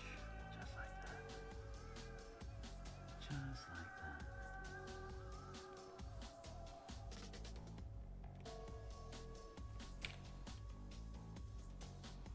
that. What makes sense, the deck building, why it's so fucking like addictive, like why making characters is so addictive.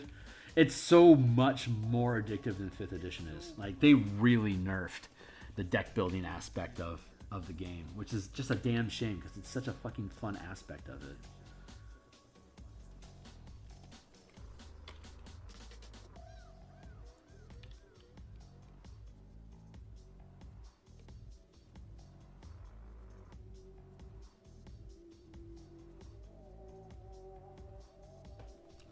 Like armchair customization like didn't exist. There were kits in 2nd edition, which is which is essentially a background. You know, you got a proficiency, you got a description, you maybe got a weapon that you can use or something, or like a special ribbon feature. But for the most part, kits were backgrounds. There were no prestige classes. It's just prestige classes are just fucking brilliant.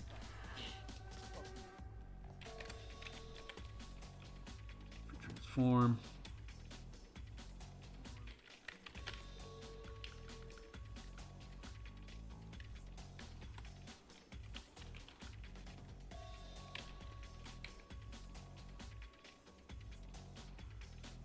Nice.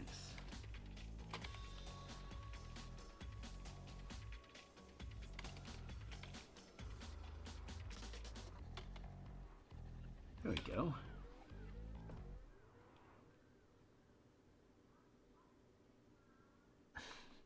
This is just working out. This is all just working. It's pretty fucking sick. Merge that down and then merge that down.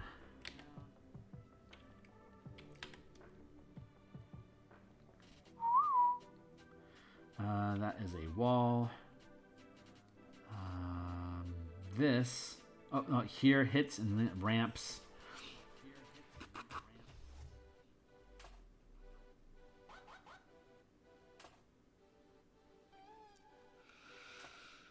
Kitchen area, you could go out and you could bring food to people if there was a door. This hole here is a pretty inconvenient location for what would otherwise be a very smooth transition point. So I'm not very happy about that.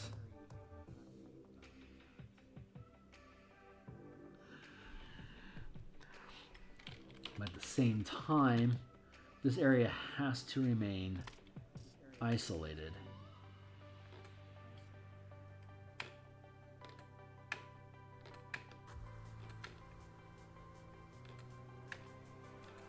Let's try doing this for a little bit.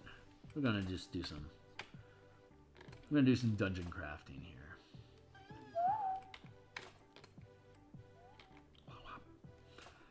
This is the free fall point. This is technically a secret passage, secret escape hatch for Vocath from his private booth overlooking the arena.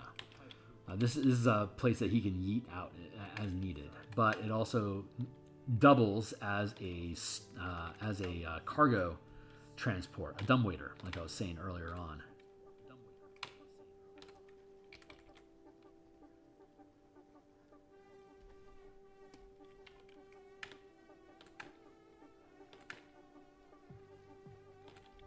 So I think what's happening here is I'm going to be making an angled approach. So let's see how this. I only have to work on half of it, so I don't have to worry about that half. But what I do want to do is open up a pathway here.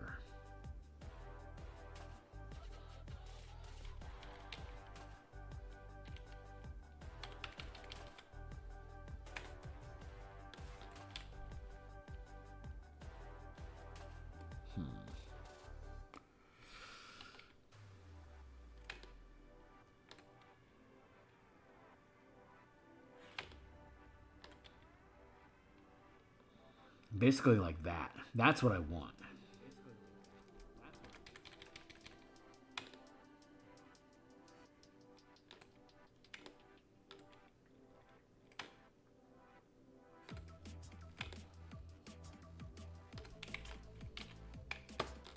No. Crazy squiggly lines, knock it off. There you go. Cool. All right, yeah. Like this.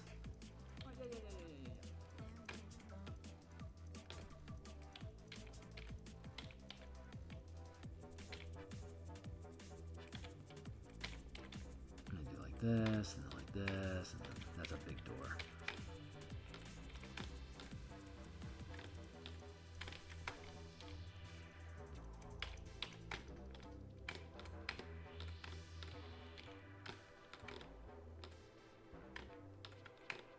No. There you go, buddy.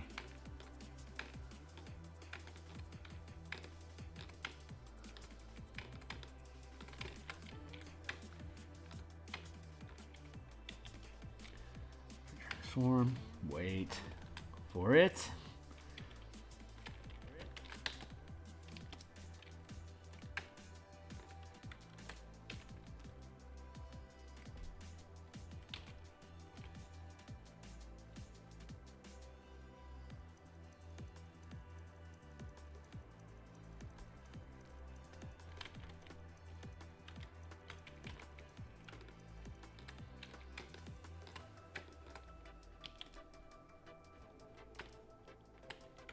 There, double doors, they swing.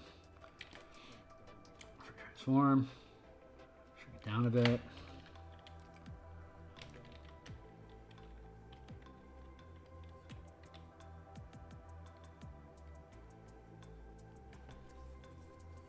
Not bad. Merge down.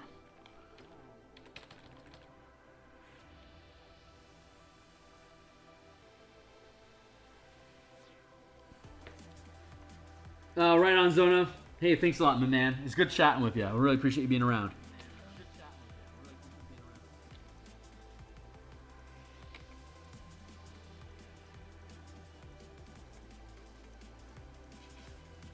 I like that symmetry. This is working out.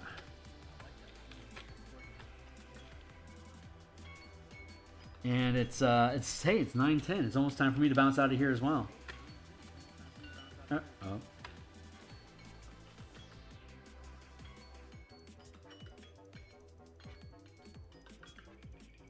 I hear you.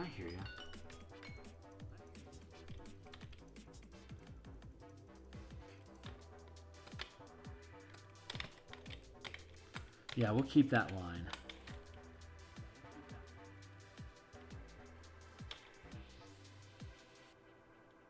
Like that. Oh, that's really good. A double door goes like this, right? So that'll open, and it just fills this alcove. And I can put a lock on it, but this is on the interior space. So if there's people all around here doing stuff, then you can open the doors here and go along the exterior and hand off beverages and stuff. So this becomes a really good waiter door. Oh god, that just works. Fucking A, that just works. So let's trim this down.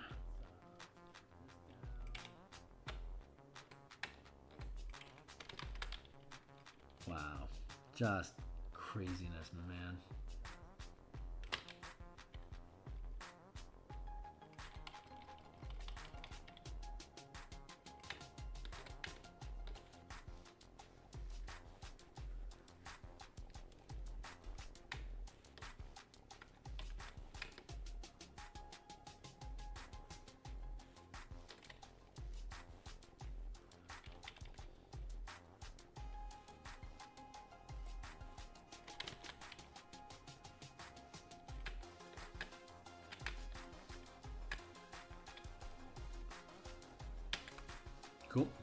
grab this.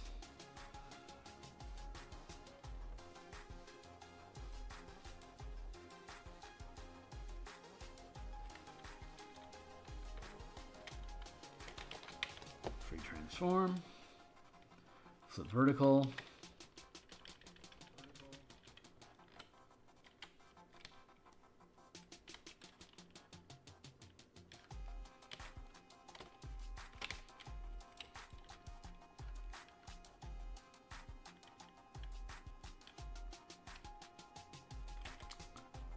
Pretty much dead on. Looking good over here, my mans. Looking real good over here.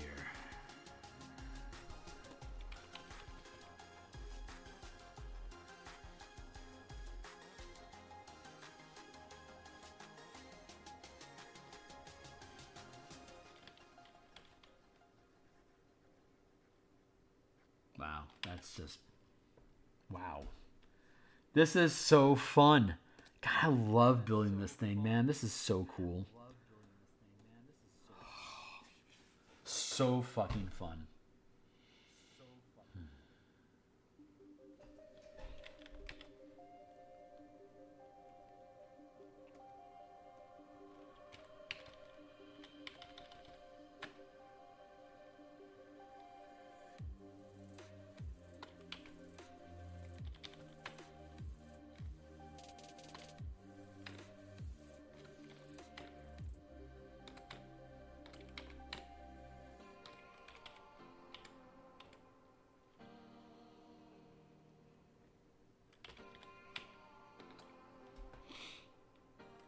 Yeah, the door stays closed until it's actually needed. So that remains a functioning drop shaft. And there's enough space here that it would actually go against the wall. That's really fucking perfect. Wow. Wow, wow, wow, wow, wow, wow, wow, wow. This is really, really just panning out. Holy Hannah. And there's like you can have like a bar station over here or something maybe, or...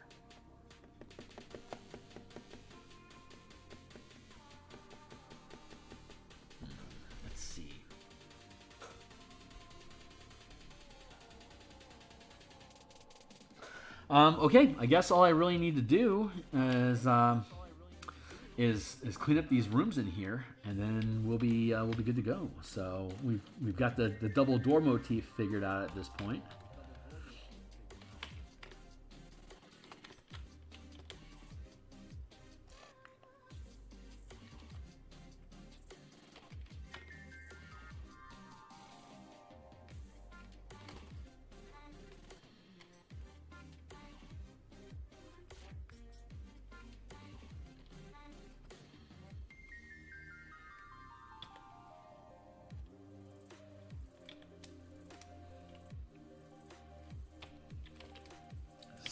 Scooch those in a touch. Scoochy, scoochy.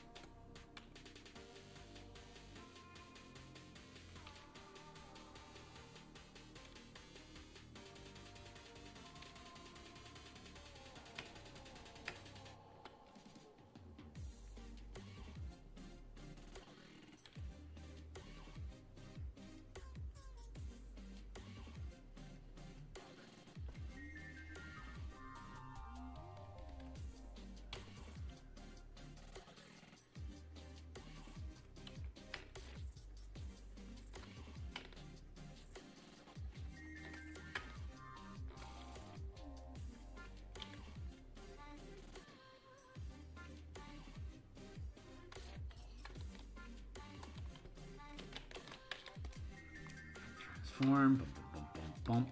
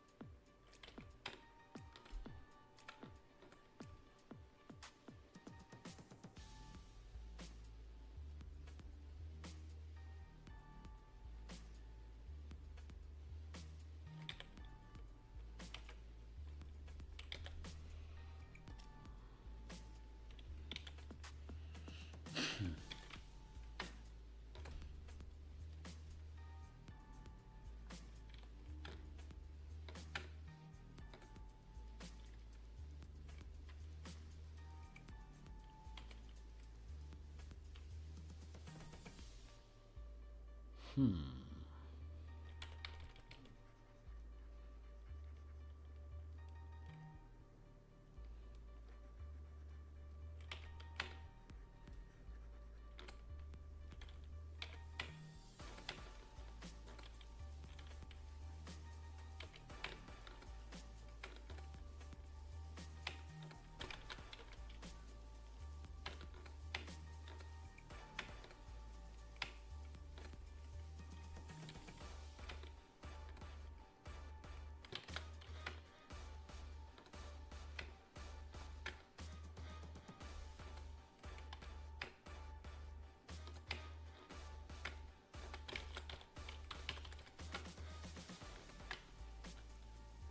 like that.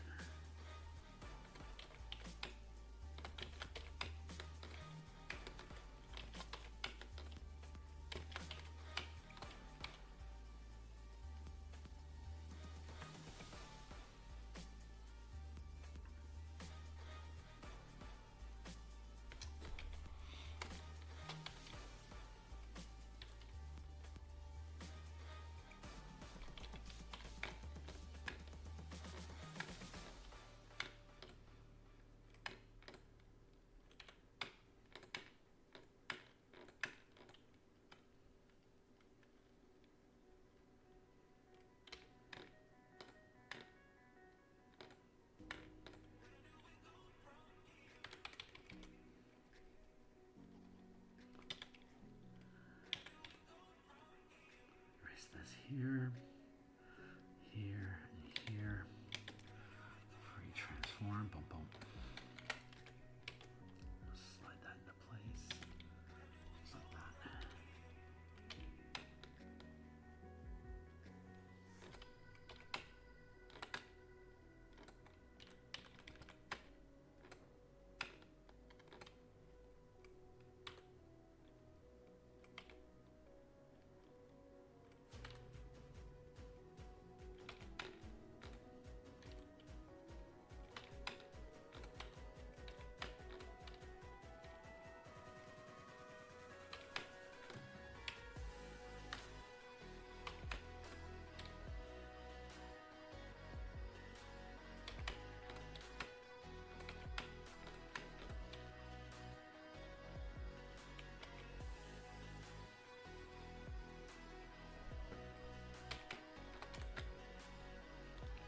This is all working out really, really nicely.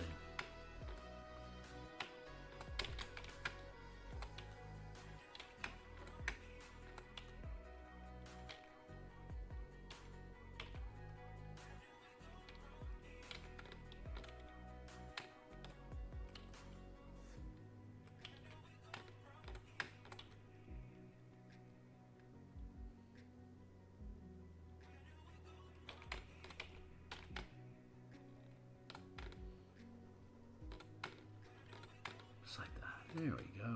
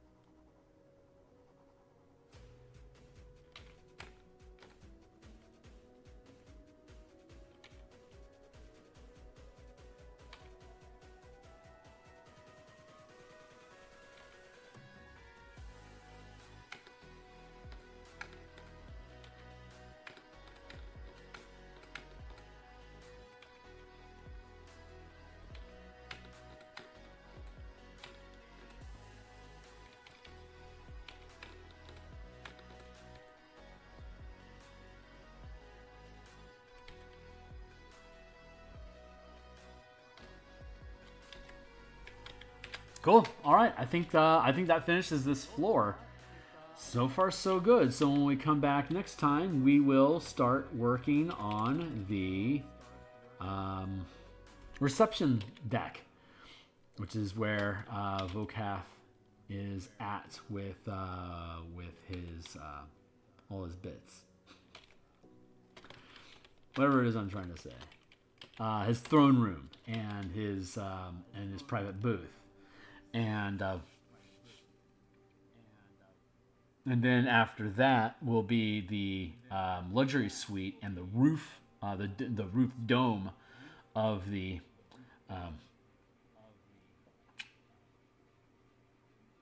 arena. Yeah. Ooh, I need to.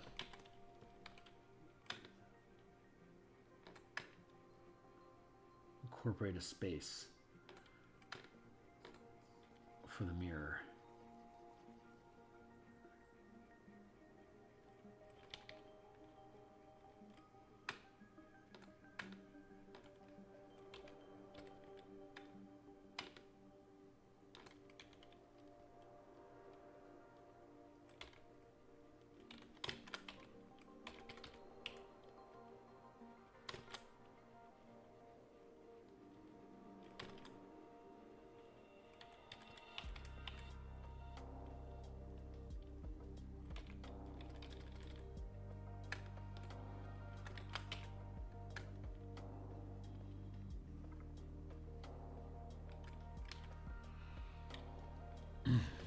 Nice. All right, mirrors intact. Yeah, we're looking good. All right, yeah. So that takes care of this layer. And so there's that. Here's the cargo deck. And then we have the underside, which is the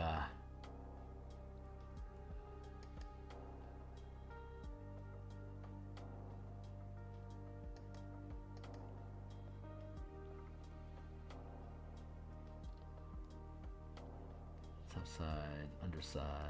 Let's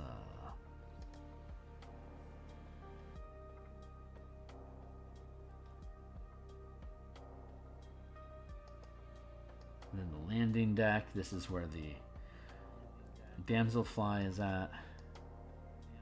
And then the battle deck where all of the trebuchet are at.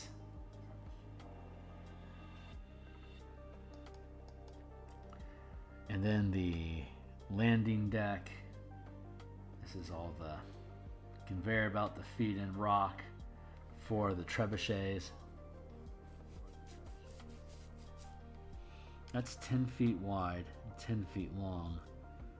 That's going to be a major pain in the ass for human-sized things to navigate.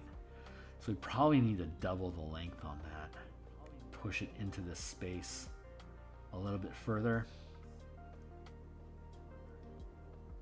We'll probably have to extend this out to here as well, which is fine. We get the space for that. That's actually really convenient. But yes, it's got to get done. Yeah, double that. Double that, and then double push back here. And then the actual underside. Here's where the stairs led out, so we'll have to extend that out to here, which is not a problem. Oh yeah, and then we need to do cleanup underneath here as well. Okay, we're coming along.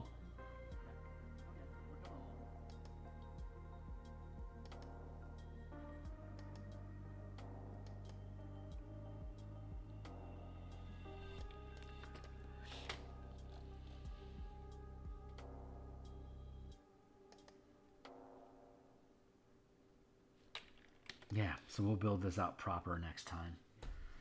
This is all going to be open space.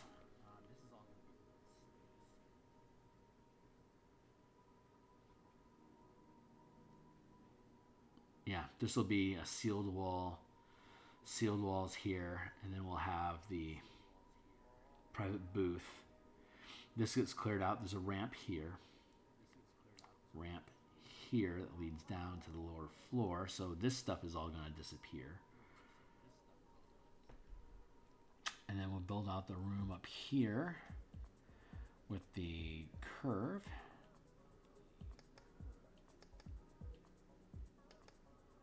Yeah, see that curve is already in place and ready to go. And that actually works out really, really well.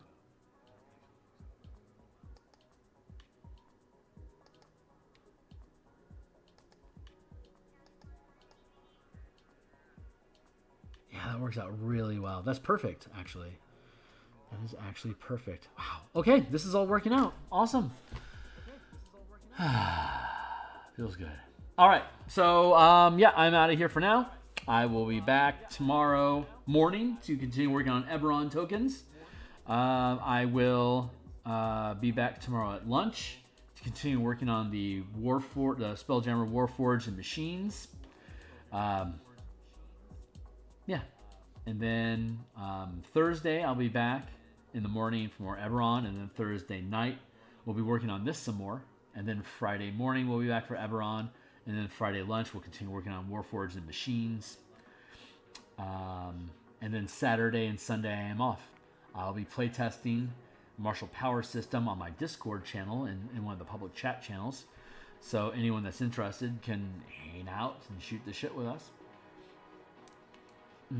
Be welcome. So I will see everybody on the other side. Thanks a lot.